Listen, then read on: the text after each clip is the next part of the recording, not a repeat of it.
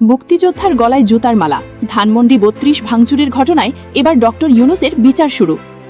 এটি কারা করেছে, কারা এই ঘটনা ঘটিয়েছে, কারা এই জন্য দায়ী, তখন সকল পূর্ণাঙ্গ তথ্য পেলে আমরা এই সম্পর্কে মিডিয়ার সামনে, জনগণের সামনে প্রকাশিত করব। ইউনূসের আমলে তো কথা বলতে পারে না, বাংলাদেশের একটা সাংবাদিকদের একটা বড় অংশকে তো জেলে দিয়ে দিয়েছে। যে শেখ হাসিনা অন্তত কথা বলতেন, ওনাকে যে কোনো কোশ্চেন করা যেত। শান্তি যে সৃষ্টি করে সে তো শান্তির জন্য নোবেল পুরস্কার পাইতে পারে না। এই যে ৩২ নম্বরটা ভাঙলো, এটা কি কোনো সচেতন ব্যক্তি, কোনো মুক্তিযোদ্ধা, মুক্তিকামী জনতা এটা কি মেনে নিতে পেরেছে? নোবেল জয়ী ডক্টর মোহাম্মদ ইউনূসের নেতৃত্বাধীন অন্তর্বর্তী সরকারের 18 মাস বাংলাদেশের জন্য এক চরম অস্থির ও কণ্টকাকীর্ণ সময় হিসেবে আবির্ভূত হয়েছিল।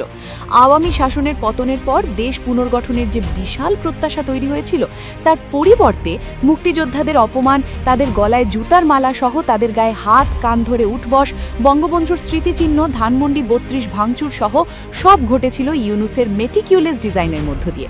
নিজের স্বার্থ হাসিল ছাড়া দেশকে তিনি মানুষের প্রত্যাশা অনুযায়ী কিছুই দিতে পারেননি। এবার মুক্তিযোদ্ধাদের গলায় জুতার মালা ও ধানমন্ডি ৩২ ভাঙচুরের ঘটনায় এবার ইউনূসের বিচার শুরু। ইউনূসের বিচারের ব্যাপারে সংবাদ মাধ্যমকে দেওয়া এক সাক্ষাৎকারে সাংবাদিকদের প্রশ্নের জবাবে স্পিকার মেজর হাফিজ উদ্দিন বলেন, গেল সরকারের শাসনে অনেক কিছুই ঘটেছে যা ছিল সহ্য সীমার বাইরে।